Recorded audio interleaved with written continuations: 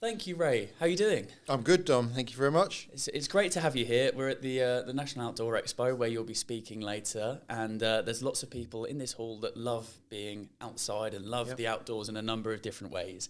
And I'm looking forward to chatting about your experiences and what you love about being outside and active. But to begin with, what we do on the episodes of this podcast is that people leave, the guests at the end of an episode leave a piece of advice to someone that they usually don't know they're leaving it to. And then that person, I'll pass it along to them. Right, okay. So, what's the baton I've been handed down? So this is a bit of a unique case because the person that we spoke to earlier is a really, really nice man called Ben Turner, who's called the Adventure Coach, and he does a lot of coaching with people that want to go and go on different adventures and achieve different things. And I don't usually tell people, but he was talking about you in the podcast because he obviously knew that you were going to be speaking here. And he said, well, I kind of said that he'd be leaving it for you. And usually I'd transfer it, but it's a 30, 45 seconds or so, and I'll play it for you. Okay. Which is quite a nice thing to do. Right, Ben, I'm listening. Okay, I think the best thing I need to say here is we spoke about social media. We spoke about all this other stuff in this podcast. It's very important to understand that everything you do, rightly or wrongly, is in a social setting. People will know about it and people follow you. Now, people might not always like what you're doing, but people always see what you're doing. You might not see the net gain or positive of that interaction, but you just being you and doing what you do changes people's lives. And now that I know who I'm telling that to, I'm saying that because that's exactly what that person did to me. Everything you do, and this goes to everybody, changes people's lives. And if you can go into your next interaction with social media, with people, with anything, with that in mind, then that just gives you another quiver to the bow, as it were, to just say, okay, this is what I'm doing. I'm helping change lives.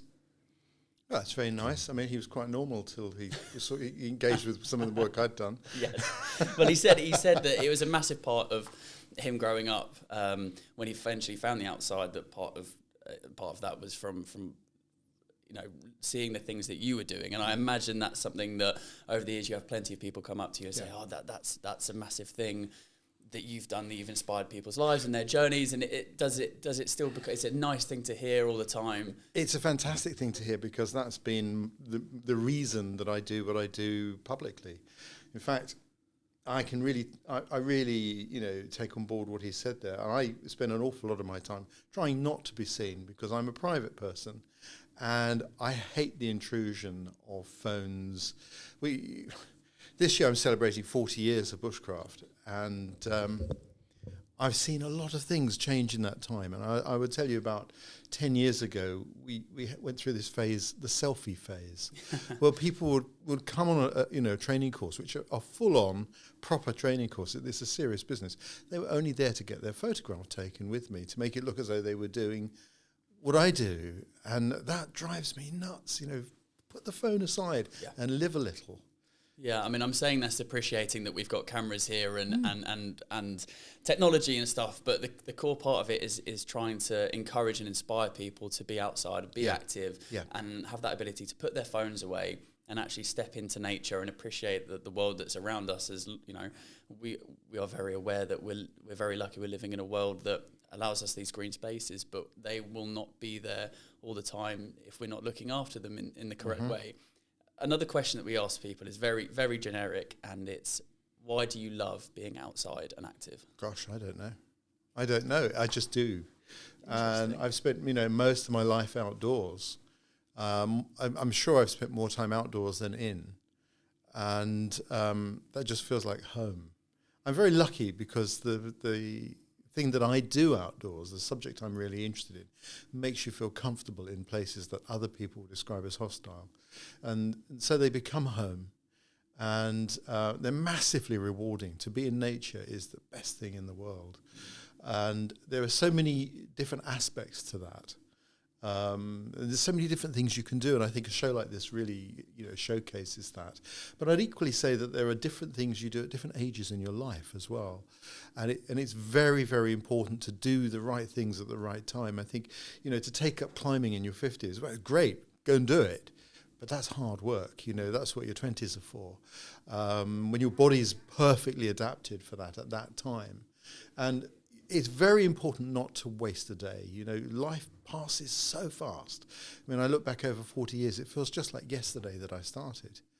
And you get to a point, I think, once you turn 50, where you feel like you're on the downslope, the other side of the mountain. And for me, I'm like a whirling dervish now. I don't want to waste a second. I'm moving backwards and forwards, doing more than I did before, because I think when you're younger, time seems to go on forever. You feel it's a luxury. Actually, it doesn't. It's passing. Every second is passing. And it's the greatest gift that we get from nature is life. Yeah, and we mustn't waste it. Old. And if we're able to, exactly. but you might not be able to. And so it's very important to fill the time that you have. It's interesting you saying about spending more time outside than inside, because when Ben Fogel came onto this podcast, he said, it's weird now that if you say that you love the outdoors, it seems a bit weird, whereas it should be the other way around. Like, oh, I'm a bit weird. I actually like to spend time inside. Our natural reaction or natural instinct should be to want to embrace this outdoors. I mean, do you say you said that I don't really know why, I just love being outside and active. Do you have a point where you know where it started from your upbringing of being outside on the nature? Gosh, I mean, I started going out and camping out when I was 8. I didn't have a sleeping bag or a tent. Yeah, it was all an adventure. My cooking pot was an old biscuit tin left over from Christmas. And I remember, for example, I mean, it seems strange, I know, to young people coming into the outdoors today, but I remember the first time that I sat on a foam mat. And that was a new thing at that time. And I was camping out in the winter in snow, and the person I was camping out with had one of these newfangled sleeping mats, and I sat on it for 5 minutes, and it almost started a fight. You know, oh, I'm not getting up to this. So today we're handed so much good gear. You know, that it's easier than ever before to get out. And to do things. There's a lot of good advice available now through social media and all sorts of different means. But I am really worried, Dom. I think that we've lost a generation. Really? I don't see so many people in their late 20s outdoors as I used to. And I wonder that we lost a generation to computer games and social media. And that really bothers me, because I know that one day they're going to wake up and go, do you know, I wish I'd done that. Because we used to see people in their 40s who hadn't gone outdoors because they'd gone into careers, and then they suddenly wake up one day and go, so I've got everything I wanted, but actually I'm still not happy. And then you find them going outdoors and doing amazing trips. But I think there's this, I'm really worried that we've lost a generation. Social media is a weird one, because like you said, it's that the potential that generation's been taken away from. Instead of, I'm going to go outdoors and go for a walk, I'm just going to go and sit and scroll on XYZ social media.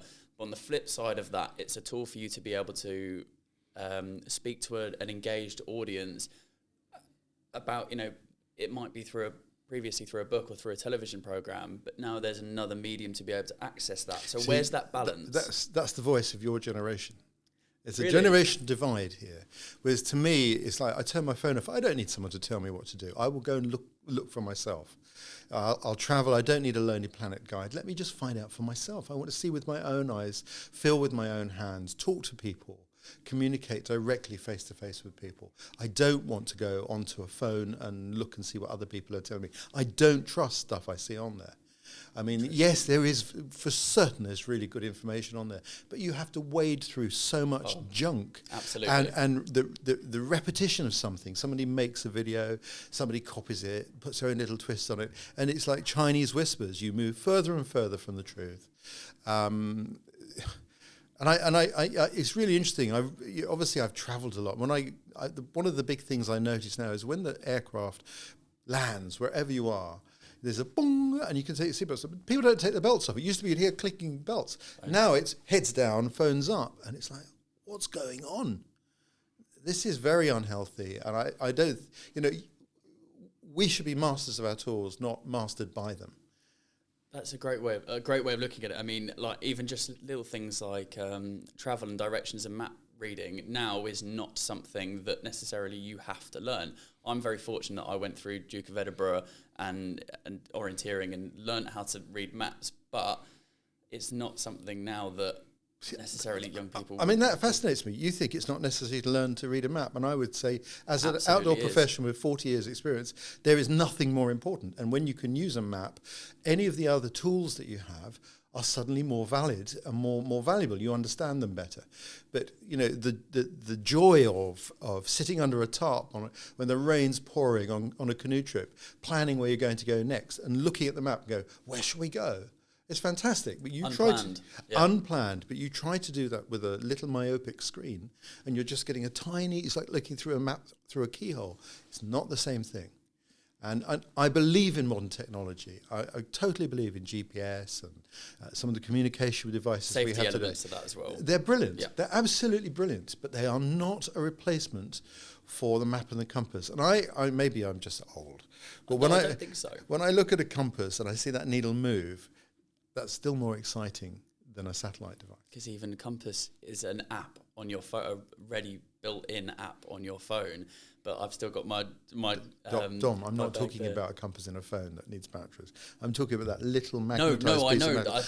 That's what I'm saying to you. I'm emphasising your point of Yeah. going, there's even this on, you know, you don't... But it's But an interesting I point. wonder why. I don't think it's just the arrival of alternatives. I also think it's that navigation has been taught poorly, perhaps. Maybe at school people encounter map reading in geography, and it's not taught with a passion. Because my experience is when I meet people who are capable outdoor navigators, and you ask them, who taught you to navigate? There's usually somebody who lit the fire of enthusiasm, who loved the subject and passed that joy on. And that's what we need to be looking at, is where can we find these mentors so that they are the ones feeding into the next generation and inspiring them. We will move on from the social media topic, but I find it really, really interesting. But so say, for example, you're here and there was someone just when we were coming into this room who asked for a photo.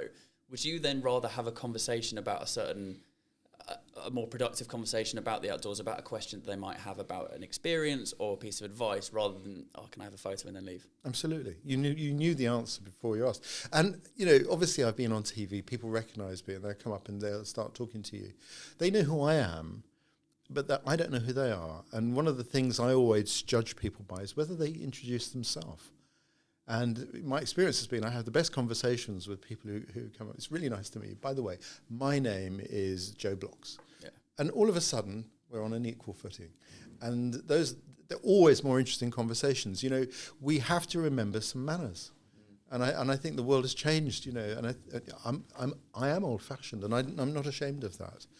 Where did it start? Because there's being outdoors and there's hiking and walking and climbing and lots of different adventures you can go on, but it took a shine and specialism towards bushcraft and survival and that element of the outdoors. When did that start? I mean, I guess that matches up with going out and camping straight away, so that's all tied in together. It's all tied up together because I didn't have any equipment and I wanted to stay out. You know, I went to a school where we had to do judo. It was a compulsory lesson. And judo was that? Judo. And nice. The man who taught judo had been behind the lines in Burma during the Second World War. And I said to him, you know, I want to camp out, but I haven't got any camping equipment. He was brilliant. He said, well, we didn't have any in the war and you don't need it. And the door to bushcraft opened, that you can use nature to help you. That's when it opened. And you know, what I didn't realise then, that I know very clearly now, is that bushcraft is particularly special as an outdoor pursuit. And I'm not putting it over or above any others, but one of the special dimensions of it is it is truly lifelong learning, because every skill you learn poses new questions. And so you're constantly trying to answer those questions. But as you answer them, it's like climbing a ladder.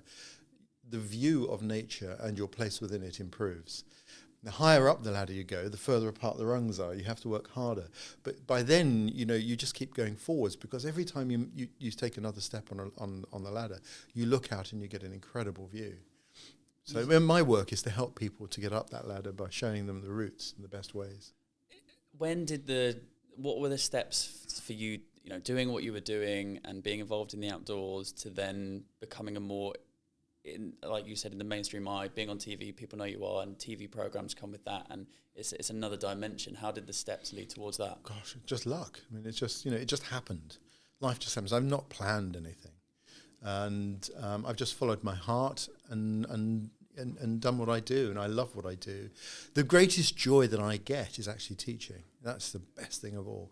When I've just come back from the Arctic. 35 years we've been running a course in the winter in the Arctic.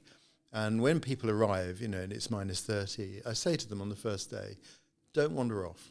You will get lost. You will die. And I mean it, and they know I mean it. 2 weeks later, that's their world, and they're living in it, no problem. And that, to me, is the greatest thrill, is to see that transformation, which creeps up on people when they're learning. They don't notice but I see the transformation. It's especially in such a hostile environment, if that's the right phrase. It is a hostile environment, until you appreciate it. We spoke to Preet Chandy, Polar Preet, who's done the expedition across the South Pole, and she said at the end, I didn't feel like I've conquered that place. I feel like a great appreciation for that part of the world, and also appreciation for it to allow me safe passage through there. Well, I agree with that. You can't conquer nature. And it's not about conquering things. That's an old, moded idea. It's about bending yourself to the flow of nature. Nature permits or denies you access. And the more skillful you are, the more likely you are to be admitted. When I'm teaching, I just feel like a conduit for nature. Nature often takes a hand in the lessons that are taught and the way they're required. But places like the Arctic, they are hostile. We are tropical creatures. We evolved for the tropics. So we only survive in the cold extremes, even in Britain, by taking with us a tropical microclimate in terms of our clothing, our knowledge, and what we do. The development in technology is something that we've spoken about, but the development in equipment for the outdoors is also massive. I mean, walking around this show, you see the incredible innovation from brands trying to make either the outdoors more accessible or be able to achieve things in it that people haven't been able to achieve. So I guess that's a great step in the science in that era. But at the same time, do you still have that appreciation for literally, like you said when you were younger, going out with a sleeping bag and a tarp and just enjoying the outdoors? I love the simplicity of the old ways. I guess I've seen so many developments in equipment and clothing. I think the 80s were particularly exciting for climbing. In the 1980s, when I was climbing, almost every year there was some new development. The Friend, the camming protection device. Right. When that came along, that was a revolution. And of course these things have improved, but I haven't seen the massive advances that there were in the past. Things just get tweaked and new materials come along, lighter, stronger, and so on, more ecologically sound, which is good. I think the clothing has changed a lot. I think fashion has too big a role to play now. And I noticed that people are often out in bad weather in very short, tight-fitting jackets, rainproofs, because the manufacturers clearly want to sell trousers to go with them. But if things are too tight, they're not warm enough. And we have to remember that when we're going out for real, in remote places where you're tested by the weather, you have to have the right gear. And as you said, when you're in those hostile environments, it is quite literally life and death. Yes. And that's where the survival skills and elements that you are teaching as well come into it. Teaching are you teaching people of all ages, teaching people that are new to, want to find out more about the outdoors, people that have been in it for a number of years and just want to upskill? The whole range, everything. And that's the fun. And, the campfire is a great leveler. You can sit around the campfire and you have on one side of the campfire someone who's never camped before in their life. On the other side, someone who's very experienced who wants to hone their knowledge. And when you sit around the campfire, there's a fraternity which is very, very special. It's very welcoming. I've always thought if we could get the world's leaders around a campfire, they'll all be tested by smoke in their eyes. They'll all have to contribute some firewood to the fire. They become a little society for a short while. Maybe we'd get some better answers in the world.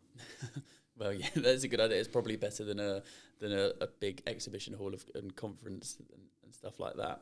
Because the School of Wilderness Bushcraft is Woodlaw, and that's been going since 1983. 1983, and continuing to go. Yep. And because looking at the website, some amazing different things. What are some examples of different teachings that you do with it? Gosh, it's all sorts. Well, obviously, we teach conventional bushcraft in Britain, which is where you start, which is just great fun. Last year, I spent most of the last year teaching here. It gave me a chance to work with I have an incredible team, to work with them and see how good they are. That was wonderful. And on those courses, you learn a lot about yourself. It's safe here, chance to make mistakes and learn the basics. And then we have overseas expeditions with the Arctic course for 35 years we've been doing. We do a canoeing course in the Ardèche, which is incredible. So Europe's Grand Canyon. We go there because the water's warm. We're better to learn to canoe. And then many of the people who do that will later come on a trip to Canada. We'll go and do a long journey in remote, really, truly remote wilderness. There's all sorts. There's so many things. I lose track. Tracking in Namibia, we track leopards. And it's just amazing. Unbelievable. Yeah. Africa's beautiful. I mean, you obviously have travelled so far personally, but also doing different programs and things like that. Is there a place that's really captured your heart? Yeah, Britain. Coming home to Britain, this is home. Good answer. It's the most amazing country, and yet my heart is bleeding because I drove down the road to come here today to see that people had dumped rubber tyres on the road verge, and then an old mattress and rubbish, and I see people throwing junk from their cars. What has gone wrong? We need to shake people and say this is the most beautiful country. We have a responsibility to take proper care of it. There's so much beauty on it. I mean, there's the example. This isn't, but examples behind of great places in the United Kingdom. And I think often some people think that I have to go completely abroad to try and find adventure. I mean, adventure can be in the park next to where you've lived for 25 years. Adventure can be up in Scotland and Wales and Ireland, different places. But obviously, the fortune you've had being able to travel. It's very nice to make TV programs and go in different places and experience different cultures as well, because I imagine that has an effect on different cultures will have a different relationship with the outdoors. It's been amazing. I mean, I was very lucky particularly in the mid-90s to travel to some of the most remote parts of the planet and work with indigenous cultures. Majority of those films cannot be made now because the elders that I worked with were the last generation who'd lived the old life, and things have changed dramatically. And as well as a lot of social problems in many places that have come along, the internet is a part of that problem, as are drugs and social decay, which is very, very sad because the communities that are affected by that have so much to offer the world. In their attitude towards nature, and yet they're also incredibly vulnerable to the negative aspects of the modern world. It's heartbreaking, and these communities often have very tight-knit families, so when one person goes down, it has a real knock-on effect to everybody else. I was very lucky to go and visit the Maasai in Africa, and an incredible group and tribe, a group of people. It's interesting how they've even related to the idea of tourism, because and there's again a blurred line between complete human nature but also the modern idea of tourism and money coming in a collaboration with tourism boards and stuff like that. So I find that a really interesting. The Maasai are amazing. They have a very, very strong culture. Their cultural identity is massively strong. And to survive, you have to adapt. And so it's correct for them to adapt to and to embrace the change and people coming in, as long as you don't lose yourself in the process. But I don't think there's much chance of that. I think 95% of the people listening to this will know a lot about what we're talking about and the idea of bushcraft, but just for the avoidance of doubt for those people listening that might be tuning in for the first time or whatever, just take me through what bushcraft actually is and the skills that you can develop. Well, firstly, I don't teach bushcraft. I teach wilderness bushcraft. And I differentiate the two. This is not a game. It's a lot of fun. But it's traditional outdoor knowledge that teaches you how to use the environment as much as equipment for your support and your welfare. So if you like, it's the longhand of survival training. So the sort of survival training that people might receive in the military is delivered extremely well, but in a very short period of time. We have longer, so we can go into more detail. It's the Shakespeare rather than the Jingo, and that's the difference. It's a very important subject. It builds people both in terms of the skills they learn, but also their spirit. They learn a lot about themselves on the journey. The skills that are taught develop attitudes and strength, inner strength, which is sometimes all that you're left with. And hopefully it opens people's hearts to bigger adventures, to seeing more of the world, and to paying closer attention to nature. If you could pass along a skill to everyone and teach and impart something towards someone, what about Wilderness Bushcraft, what would be the number one go-to? This is rule number one about survival Wilderness Bushcraft. Oh, well, I mean, I think you have to remember how important a sense of humour is. There's nothing more important to pack than a sense of humour, because things will go wrong. And if you can laugh at them, then you'll still have a good time. And as I ask this question, I'm going to reset the cameras, but just continue to talk. Going outdoors and adventuring when you were younger, doing it on your own, but you've also said, did bits and pieces with family as well? No, on your own. So how would you view now going on an adventure with, or going outdoors with other people, or do you prefer to have a more remote experience? It's a really good question. So I love teaching. So I'm surrounded by people when I'm teaching, because I love seeing the growth and sharing what I've learned and passing it on. And that's one of the most rewarding things in life. And I also like to travel with my wife, to do journeys together. That's amazing. I mean, to travel with your dearest love, and to share the experience that you have. What can be better than that? And then you can remember and recollect those things later on. But I do still also like to go on my own. I love to do solo trips, particularly. I don't mind being on my own in rainforest or in the boreal forest. I love solo canoe journeys. The only place it's unwise to go on your own is the winter in the Arctic. If you make a mistake, life's over.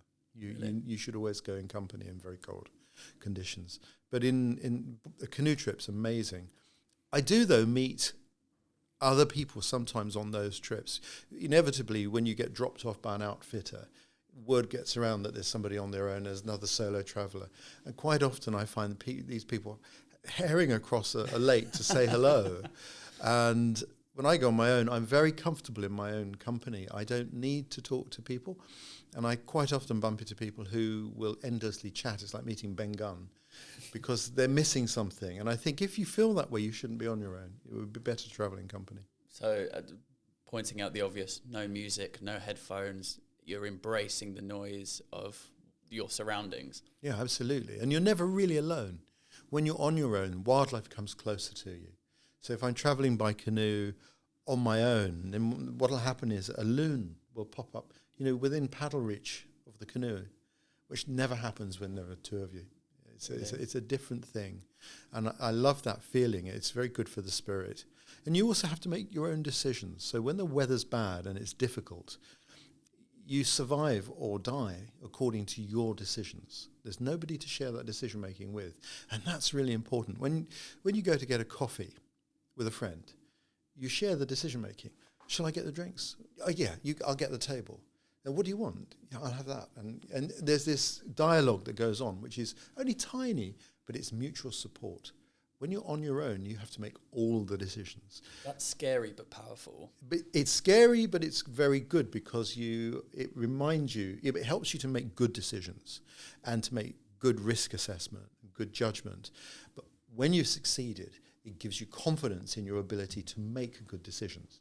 So I actually think that, leaders of industry, CEOs, should each have an opportunity to do a trip like that, because when they have to make really big decisions on which the workforce future depends, they need to have had those experiences. How important is confidence and competence in tackling the outdoors? It's massively important. It's massively important. You have to, competence is really important. The training is really important. Trying to teach yourself things works. I mean, I'm mostly self-taught, but you have to have the right frame of mind for that. the real secret to all training is repetition. Find the right way. Get someone to show you the right way, and then repeat it until it becomes second nature.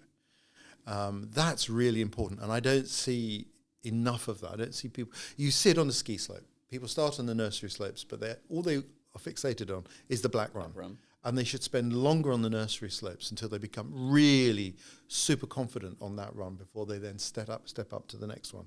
They will develop into a better skier in the long run. So never be afraid of practicing the basics, because the basics are the foundation on which you build the house of knowledge. But that develops your confidence. And how important is failure and being acceptance of failure? I mean, obviously failure on a hostile environment that we've spoken about is a different level, but failure on, going whatever it may be relative to your adventure is a learning area as well, isn't it? I think I think we're coming circle really to a generational thing. So when I was at school in the late 60s and early 70s, you could fail. Failure was a part of life, and we got used to picking ourselves up and dusting ourselves off and starting again. And I feel that later generations haven't been allowed to fail. And being able to deal psychologically with failure is really important, because you aren't always in control. Things do go wrong. It's not the end of the world. Is there an adventure, an experience, a skill that you haven't, for whatever reason, got to, that you would like to? No, not really. There are things I want to know more about and to be better at. A whole range of those, which is great fun. And I never stop researching, I never stop learning. So I'm on that path. And you were saying about travelling up here, people not respecting the world in which they should. That's become a lot more prevalent in the past decade, the idea of sustainability and looking after. I kind of touched on it at the beginning. How important a role does that play on what you do now, and especially when you're teaching people? When I'm teaching people, I'm talking to people who are already converted. I'm talking to people who already appreciate nature and they want to know more.